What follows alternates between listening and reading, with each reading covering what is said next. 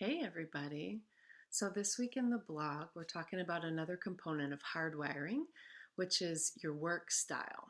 So the thing about this particular aspect of your nature is how it tends to impact the rest of your drives. It doesn't operate in isolation, and it shows up in some interesting ways that are not always quite as obvious or easy to tell as with some of your other drives. So funny story, Danny and I are actually polar opposites on this one.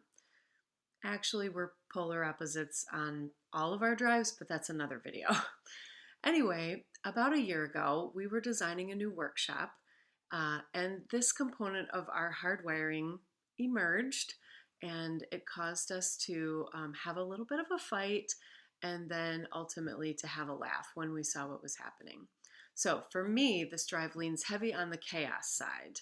And for Danny, it leans heavy on the sequence side.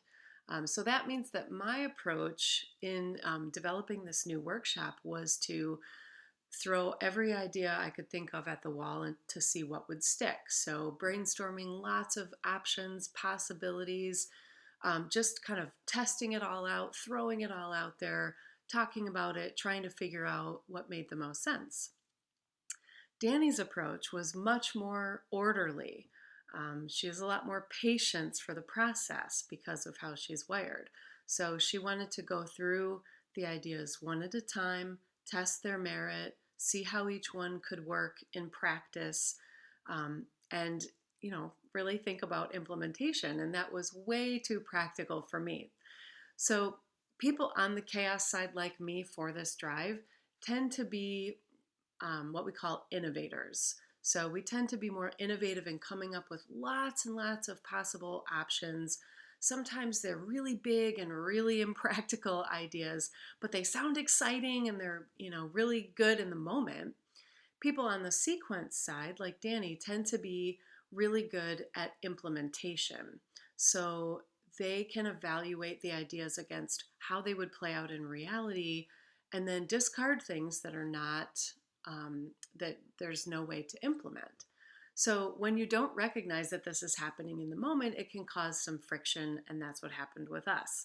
The innovator, me, can feel stifled and frustrated because your natural drive to move through generating lots of ideas is being sort of squelched. The implementer can feel frustrated because the conversation's just moving too fast and it's too random. It goes in too many different directions at once and doesn't really make sense. That's where we found ourselves. So because we've been working in hardwiring for a long time now, the tool that we use is called the Acumax Index. They're really amazing and you should check them out. We did recognize pretty quickly what was happening. So that's what actually allowed us to take a step back for a second. We could recognize each other's methods, and then we were able to find a way through the process that used both of our sets of strengths.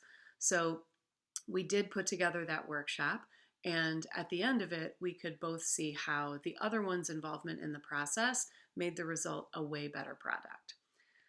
So what's the bottom line here? What's your potential takeaway from all of this?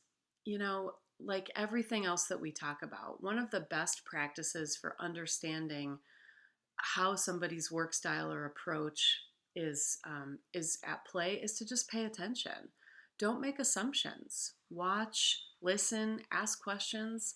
The more that you're able to recognize what's happening with someone else, the better able you'll be to appreciate what it is that they bring to the table. And then you can find ways to work together rather than working at odds with each other. I feel the need to say that this is a lesson that applies so broadly to everything happening in our world right now.